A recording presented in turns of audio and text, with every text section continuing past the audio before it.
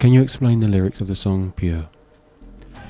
I was taken out to see a spoken word artist called Nicole Blackman. Some of the things that she did, all of the things that she did actually were very, very powerful and very impressive, but one of them in particular was about the thoughts going through the mind of a young girl or a child as she was about to be murdered, and it was really, really, really heavy, and but it was brilliantly done and really, really powerful. Pure is from the point of view of the person doing it, as opposed to the victim of it. So it is very dark and very heavy and very unpleasant. It is really powerful, but it doesn't glorify it in any way at all. It doesn't make it seem like a good thing to do. Quite the opposite. I think it's, when you find out what the lyrics are about, I think it's quite chilling and quite frightening.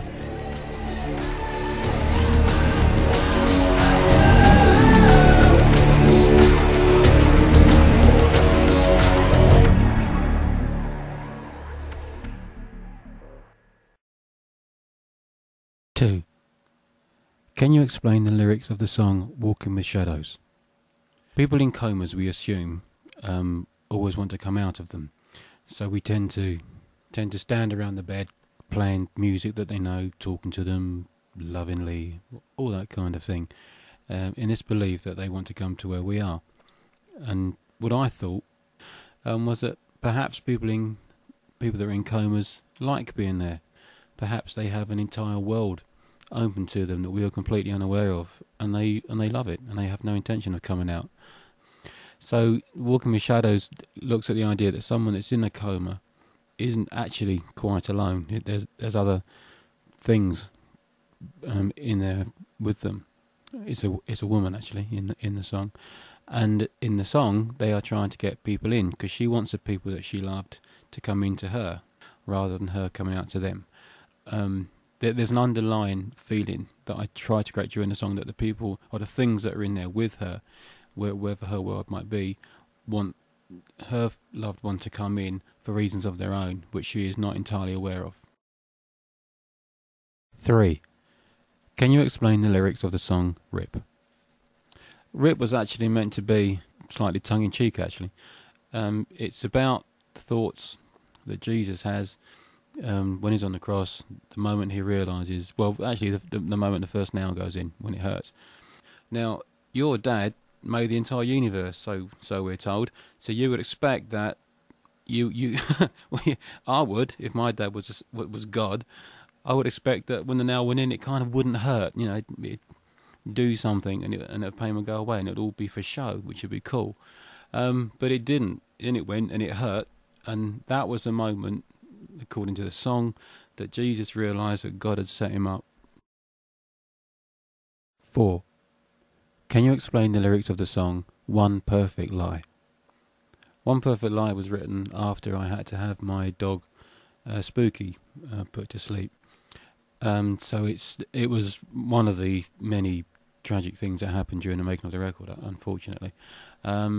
Spooky, 12 and a half years old when she died, always been with me, been through an awful lot of things together, and some people don't have any great feeling for animals, and they don't understand people like me that do, and get very upset by it, but that's their loss, in my opinion.